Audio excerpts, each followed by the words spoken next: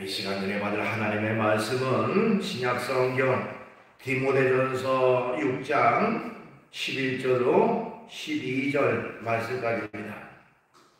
받들어 공독을 하겠습니다. 오직 너 하나님의 사람아, 이것들을 피하고 의와 경건과 믿음과 사랑과 인내와 온유를 따르며 믿음의 선한 싸움을 싸우라. 영생을 취하라. 이를 위하여 내가 부르심을 받았고 많은 증인 앞에서 선한 증언을 하였도다. 아멘. 말씀은 12절까지 받들어 봉독을 했습니다. 오늘 주어진 본문 말씀 가지고 제목을 오직 너 하나님의 사람아, 이런 제목의 말씀으로 같이 은혜를 나누려고 합니다. 우리가 잘 아는 대로 신약 성경은 모두 27권, 27권으로 되어 있죠.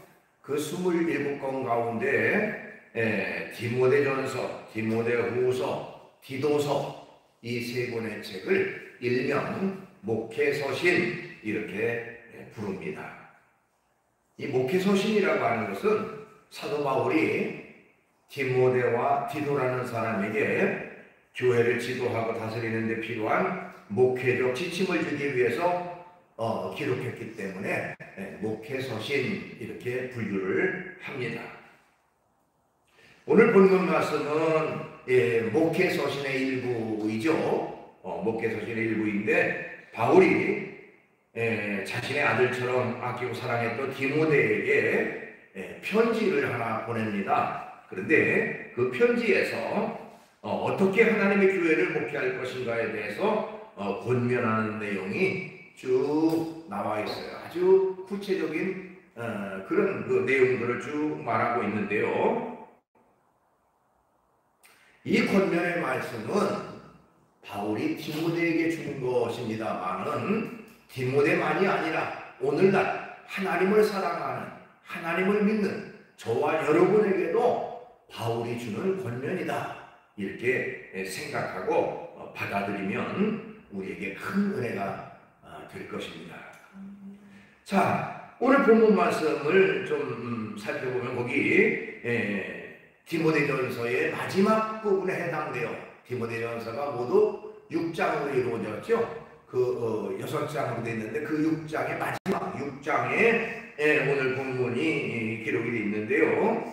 하나님을 믿는 하나님의 사람이 어떻게 해야 하는지를 말씀하고 있습니다.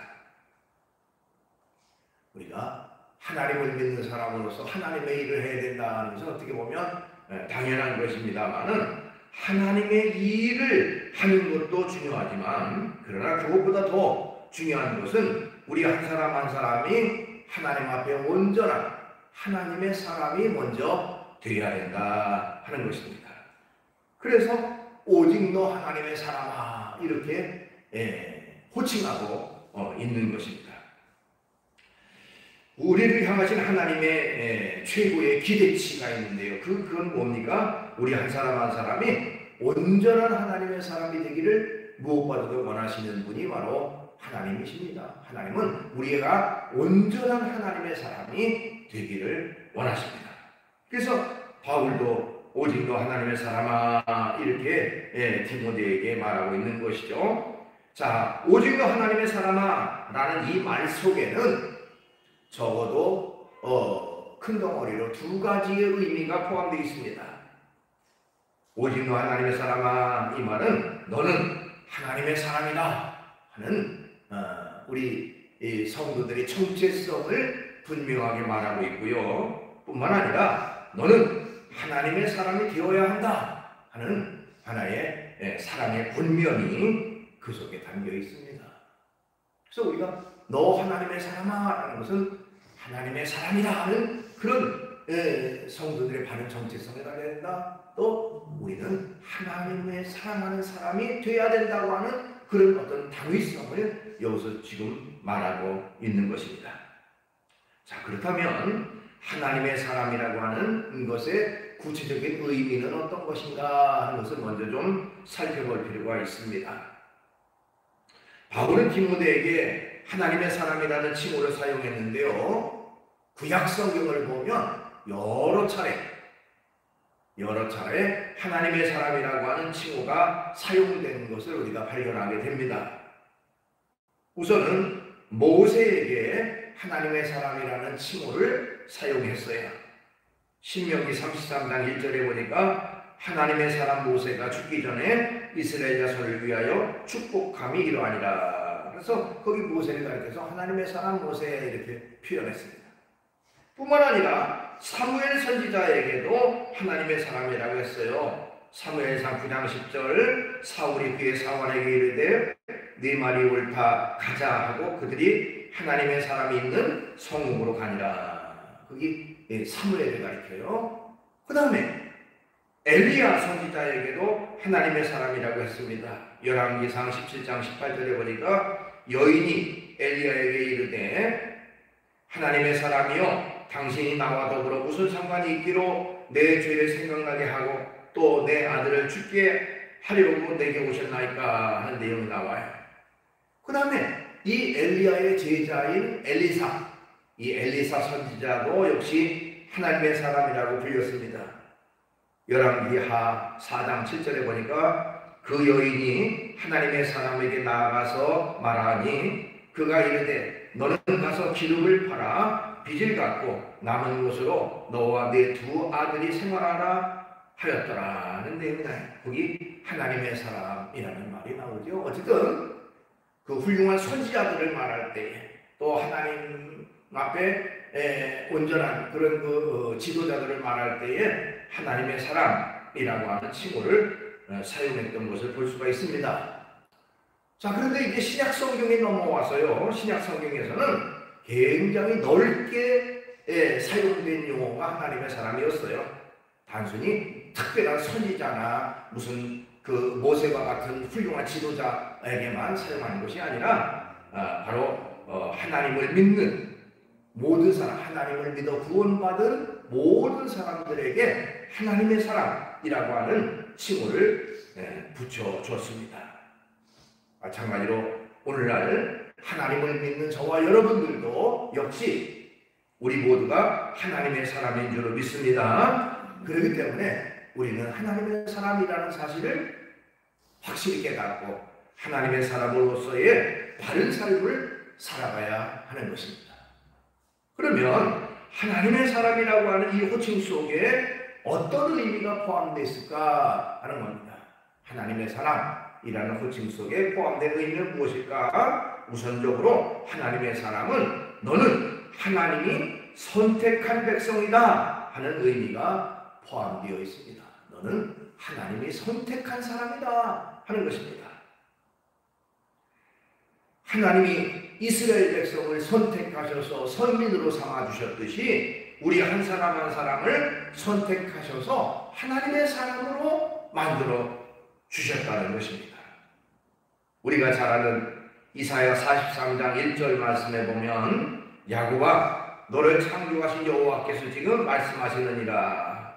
이스라엘아 너를 지으신 이가 말씀하시느니라. 너는 두려워하지 말라. 내가 너를 구속하였고 내가 너를 지명하여 불렀나니 너는 내 것이라 하는 내용이 나와요. 하나님이 지명해서, 지명이라는 말은 손가락으로 가리켜서 너 하고 분명히 우리 한 사람을 지명해서 불러주셨다는 거예요. 그래서 우리는 선택받은 하나님의 사람인 것입니다. 하나님이 지명해서 불러주셨어요. 그래서 하나님의 사람이라는 호칭 속에는 바로 선택받은 사람, 하나님이 선택한 사람, 그런 의미가 담겨 있다는 것입니다. 그 다음에 하나님의 사람이라고 하는 말 속에는 너는 하나님의 사명자로 살아야 할 사람이다 하는 의미가 포함되어 있어요. 하나님의 사명을 가지고 사명을 감당하며 살아가야 된다는 그 의미가 그 속에 포함되어 있습니다. 모든 사람은요, 이 땅에 태어날 때부터 하나님께로부터 사명을 가지고 사명을 받아가지고 이 땅에 태어났습니다. 그렇기 때문에 하나님이 나에게 주신 사명을 내가 그대로 이루어드리는 것, 그것이 바로 우리의 역할이고 우리가 해야 할 일인 것입니다. 우리가 흔히 사명이라는 말을 쓰죠. 사명이라는 말은 맡겨졌다, 주어졌다 그런 의미를 담고 있는데 하나님이 우리가 반드시 감당해야 될 임무를 주신 것이 사명입니다. 그렇기 때문에 우리가 해야 할 일은 하나님이 내게 맡기신 것, 하나님이 내게 주신 것 그것을 잘 감당하는 것이 바로 하나님 앞에 바른 삶을 살아가는 것이죠. 그렇기 때문에 바로 이 사명자로 사는 것, 너 하나님의 사람아 하는 의미는 너는 바로 하나님의 사명자로 살아야 된다. 하나님이 준 사명을 위해서 최선을 다해야 된다는 그 의미가 그 속에 포함되어 있습니다. 그런데요, 하나님은 우리에게 사명만 주시는 하나님이 아니에요. 그것을 감당할 수 있는 능력도 주십니다. 그래서 특별한 은혜를 덧입혀 주시는데 하나님은 우리에게 사명을 주실 때에 분명히 감당할 능력도 우리에게 허락하신다는 것입니다. 우리가 감당하지 못할 것을 주시지 않아요. 그리고 감당할 때에 감당할 능력을 주셔서 그 사명을 잘 감당하도록 인도하시는 하나님이라는 겁니다. 고린도전서 10장 13절 말씀에 사람이 감당할 시험밖에는 너희가 당한 것이 없나니 오직 하나님은 믿부사 너희가 감당하지 못할 시험당함을 허락하지 아니하시고 시험당할 즈음에 또한 피할 길을 내사 너희로 등이 감당하게 하시느니라 하는 말이 있어요. 자, 우리가 감당할 수 있는 능력도 하나님이 반드시 주신다는 겁니다. 그 다음에 하나님이 우리에게 사명을 주실 때에 사람도 붙여주신다는 거예요. 필요한 사람을 그때그때마다 붙여주신다.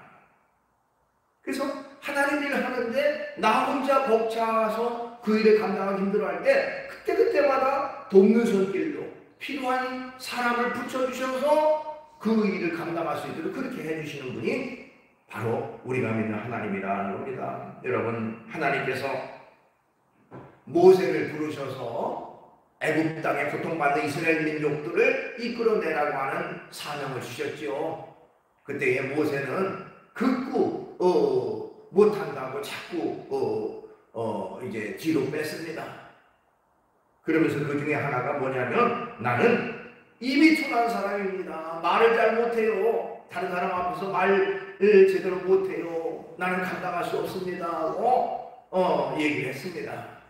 그때 하나님이 돕는 사람들을 붙여주셨는데 바로 네 형 아론이 있지 않느냐. 아론을 내가 너에게 줄 것이다.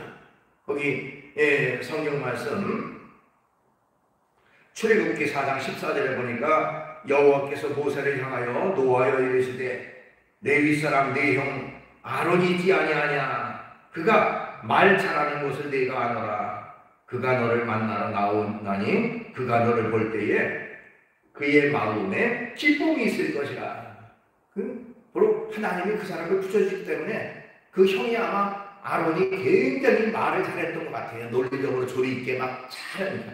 형이 있잖아. 내가 너희 형 아론을 너에게 붙여줄 것이다. 근데 그 아론의 입장에서도 모세를 자기 동생을 만나러 볼 때 막 마음에 기쁨이 있었다는 거예요. 그러니까 하나님이 기쁜 마음으로 모세를 도울 수 있도록 인도해 주셨다는 것을 알 수가 있습니다. 그 다음에 하나님은 사명을 주실 때 동행하시는 복도 주십니다. 사명자 혼자만 보내신 하나님이 아니라 늘 함께 하시는 하나님, 도와주신 하나님이 친히 함께 하십니다. 그래서 하나님께서 아까 그 모세를 부르셨다고 했는데 모세를 불러 사명을 주시면서 출애굽기 3장 12절에 보니까 내가 반드시 너와 함께 있으리라 그런 말씀을 했어요. 내가 반드시 너와 함께 있을 것이다. 또 마태복음 28장 20절 예수님께서도 뭐라고 말씀하셨습니까? 내가 너희에게 분부한 모든 것을 가르쳐 지키게 하라. 볼지어다 내가 세상 끝날까지 너희와 항상 함께 있으리라 그런 말씀을 주셨어요. 함께 하는 것이다. 하나님이 친히 함께 하신다는 겁니다. 사명자와 함께 하세요. 그러니까 우리가 나는 못해요, 내가 어떻게 이것을 감당합니까? 그게 아니라 하나님은 우리에게 사명을 주실 때 반드시 감당할 수 있는 능력도 여건도 환경도 허락해 주신 하나님이라는 것을 깨닫게 되는 것입니다. 하나님은 언제나 하나님의 사명을 감당하는 사람과 함께 하십니다. 우리가 아프리카 성자로 불렸던 리빙스톤이라는 사람을 잘 알죠? 리빙스톤의 그 전기를 읽어보면 그런 내용이 나옵니다. 리빙스톤이 아프리카에서 선교 활동을 하다가 그만 사자의 습격을 받아서 완전히 기절한 적이 있었습니다. 한참 후에 그는 자신이 죽은 줄 알았는데 깨어나 보니까 자신의 몸에 사자의 발톱 자국만 몇 개 나 있고 자신의 몸에 아무 이상이 없었다는 겁니다. 그때 하나님 앞에 감사하면서 그 사람이 했던 유명한 말이 있습니다. 어떤 말을 했느냐? 사명이 있는 사람은 결코 죽지 않는다 하는 말을 했어요. 사명이 있는 사람은 결코 죽지 않는다. 하나님이 결코 죽게 하시지 않는다. 내게 사명을 주셨기 때문에 그 사명을 감당할 때까지 하나님이 나를 죽게 하시지 않는다.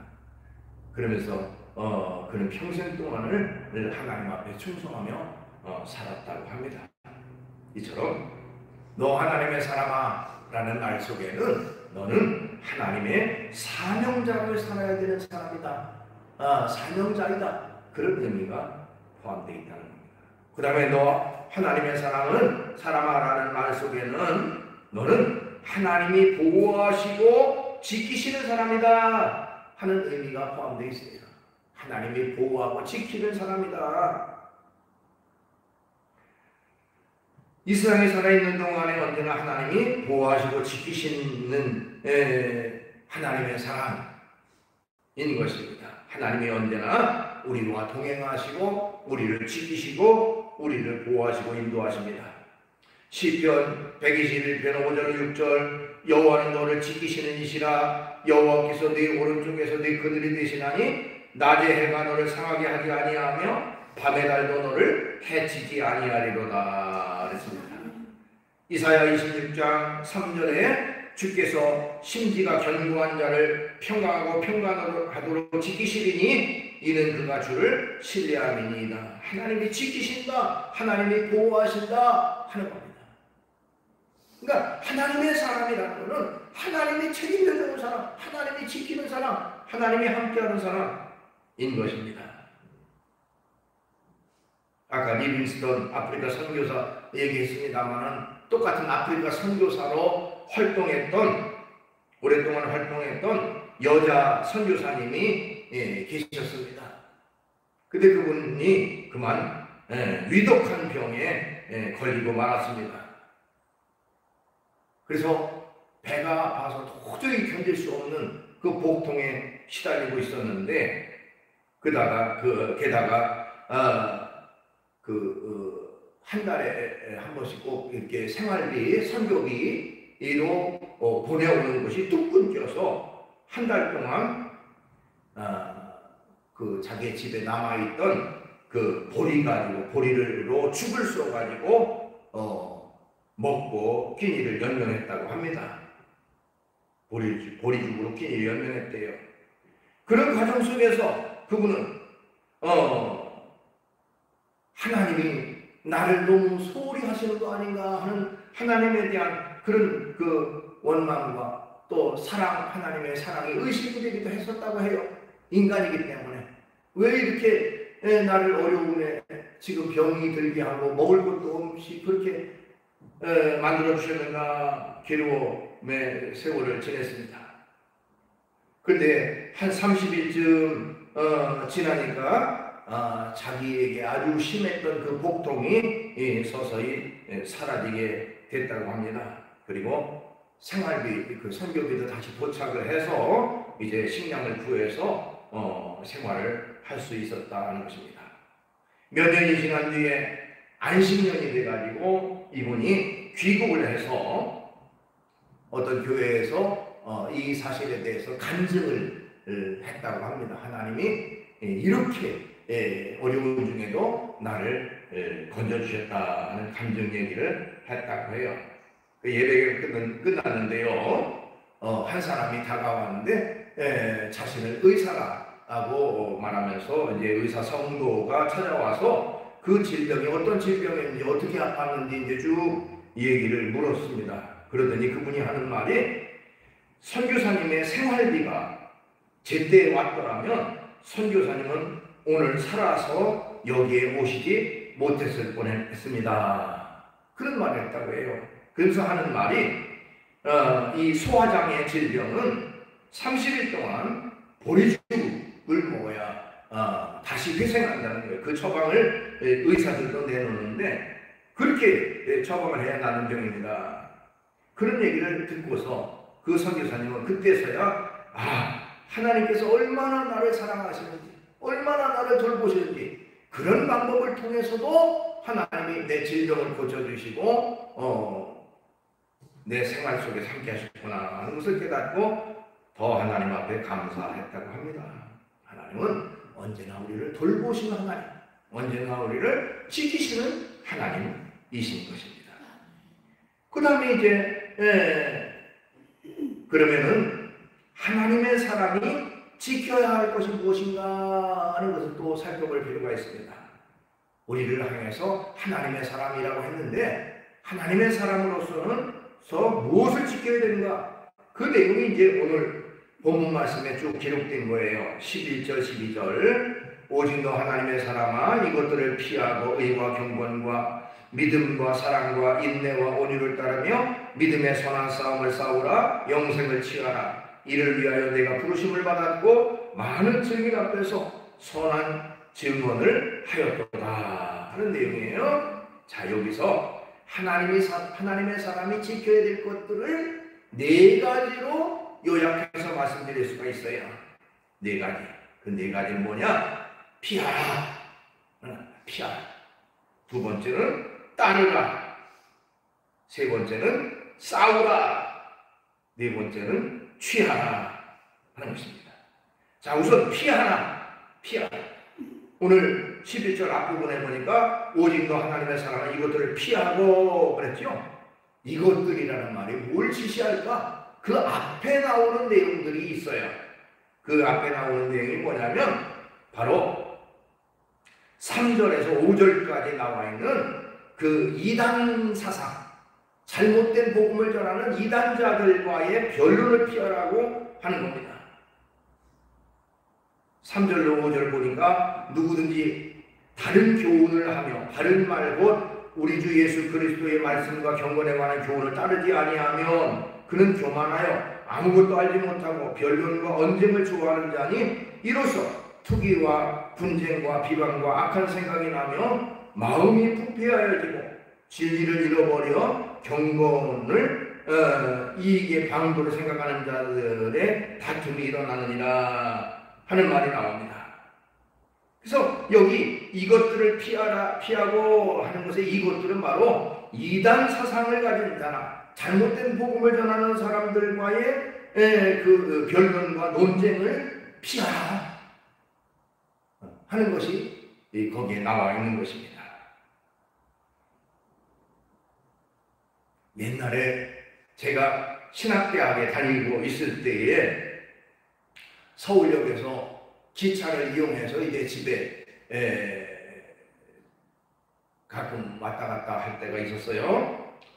자, 서울역에서 기차표를 이제 예매해놓고 표를 끊어놓고 시간이 넉넉해서 좀 앉아 있는데 서울역에 그 지금은 뭐 어쩐지 모르겠습니다. 그전에는 거기에 광장에 이제 엄청난 사람이 모이는데 쭉 보면은 벌써 보여요. 둘씩 짝을 져가지고 그 포진하는 사람들이 보여요. 그게 바로 여호와의 증인들, 이단 복음을 전하는 사람, 여호와의 증인들이 둘씩 짝을 이뤄가지고 쭉 돌아가면서 사람들을 만나서 어쩌고 하는 사람들이 있었어요.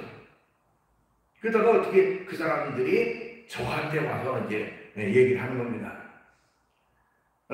자기들이 구원받은 자들인데 어쩌고 하면서 쭉 얘기해요. 그래서 이제 제가 거기서 성경을 펴놓고서 성경에 어디 그런 말이 있냐, 어디 이제 14만 4천만 구원받는다고 하면서 허다한 무리들도 있고 거기에 셀 수 없는 허다한 무리들이 나오는데 왜 이런 건 말하지 않냐 쭉 이제 얘기를 했어요. 그러니까 자기들도 이게 말빨이 딸리니까 조금만 기다리라고 그러더니 저 한참 있다 어떤 이제 몇 사람을 더 데리고 왔는데 아마 윗사람들인 것 같아요. 윗사람들을 데리고 와서 그 사람들하고 또 이제 뭐 논쟁하고 별나 이렇게 하다니까 이게 시간이 가는 줄 모르는데 다 지나서 차표 시간 지나가가지고 또 이제 나중에 차표를 다시 끊고 왔던 그런 경험이 있습니다. 그래서 성경을 쭉 읽다가 보니까 그런 말씀이 있어요. 이단자들과 불필요한 말다툼을 하지 말라. 어리석은 변론을 피하라. 하는 말씀이 성경에 있더라고요. 디모데후서 2장 14절 너는 그들로 이 일을 기억하게 하라. 말다툼을 하지 말라고 하나님 앞에서 엄히 명하라. 이는 유익이 하나도 없고 도리어 듣는 자들을 망하게 합니다. 디도서 3장 9절 그러나 어리석은 변론과 족보 이야기와 분쟁과 율법에 대한 다툼은 피하라. 이것은 무익한 것이요 헛된 것이니라 하는 말씀이 있어요. 그래서 그야말로 무슨 소위의 경일기경으로 아무런 의미가 없는 거구나, 쓸데없는 불필요한 논쟁밖에 되지 않는구나 하는 생각을 했던 적이 있습니다. 어쨌든 피하라입니다. 피하라. 이단자들, 잘못된 복음을 전하는 사람들은 아예 씹어들이지도 말고 듣지도 말고 피하는 것이 좋다는 겁니다. 그 다음에 뭐를 피하라고 그랬느냐? 돈에 대한 욕심을 피하라고 그랬어요. 디모데전서 6장 10절에 보니까 돈을 사랑함이 일만하게 뿌리가 되나니 이것들을 탐내는 자들이 미혹을 받아 믿음에서 떠나 많은 근심으로써 자기를 찔렀도다. 이렇게 되어 있습니다. 일만악, 만 가지 악의 뿌리가 뭐냐? 돈을 사랑하는 것이다. 여기 잘못된 해석은 돈이 일만하게 뿌리다 그렇지 않고 돈을 사랑함이 일만하게 뿌리다 그랬어요. 돈 자체가 무슨 악의 뿌리가 아니라 돈을 사랑하는 것이. 그 때문에 이 물질, 돈은 물질을 말하죠. 물질을 하나님의 영광을 위하여 바르게 사용해야 된다 하는 그런 의미가 포함된 거예요. 돈 자체가 무슨 죄의 근원이고 죄의 뿌리의 시작이다 그게 아니라 돈을 사랑하는 마음, 그걸 버려라. 이 물질에 욕심을 버려라 합니다. 그 다음에 두 번째로 해야 할 일은 따르라 입니다. 디모데전서 6장 11절 하반절에 보니까 의와 경건과 믿음과 사랑과 인내와 온유를 따르며 여기 따른다고 하는 것은 일정한 목표를 정하고 그 목표에 자기 인생 전부를 쏟아부어라 그런 얘기야. 그 어떤 목표를 만들어 놓고 목표에 그냥 자기의 온 정열을 거기에 쏟아붓는 것, 그게 바로 따르라 하는 것입니다. 또 다른 말로는 추구하고 갈망하라. 그것이 바로 따르라는 겁니다. 뭘 따르라 그랬습니까? 의를 따르라 그랬어요. 믿음을 따르라, 경건을 따르라 그랬고, 믿음을 따르라 그랬고, 사랑을 따르라 그랬죠. 그 다음에 인내를 따르고 온유를 따르라. 이것이 바로 하나님을 믿는 사람의 바른 삶의 모습입니다. 그 다음에 세 번째로 해야 할 일은 싸우라 입니다. 12절 앞부분에 오니까 믿음의 선한 싸움을 싸우라 그렇죠. 싸우라. 우리 믿음의 성도 싸워야 되는데 다른 사람과 무슨 그 이해타사 문제로 싸우는 게 그게 아니라 악한 마귀와의 영적 싸움에서 이겨야 된다는 거예요. 마귀와의 싸움에서 또 죄와의 싸움에서 우리는 이겨야 됩니다. 뿐만 아니라 더 적극적으로 우리가 하나님의 일을 하고 선한 일을 할 때 그것이 바로 싸움에서 승리하는 그런 모습이에요. 사실 더 적극적으로 하나님의 일을 하는 것은 그것이 곧 악한 마귀를 이기는 법이에요. 그래서 디모데전서 6장 18절에 선을 행하고 선한 사업을 많이 하고 나눠주기를 좋아하며 너그러운 자가 되게 하라. 이것이 하나님의 사람으로서 해야 할 일인데 그 일을 하는 것이 곧 선한 싸움에서 승리하는 사람의 모습이에요. 싸움에서 이기는 사람은 더 적극적으로 주의 일에 힘쓰는 사람이 곧 싸움에서 이기는 사람이다. 그 다음에 마지막으로 취하라 그랬습니다. 12절 중간에 보니까 영생을 취하라. 영생을. 여기 취하라 라고 하는 말은 놓지 말고 꽉 붙잡아라 그런 의미예요.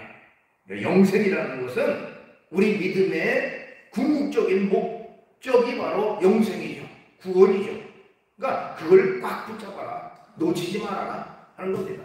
그래서 영생을 취하라.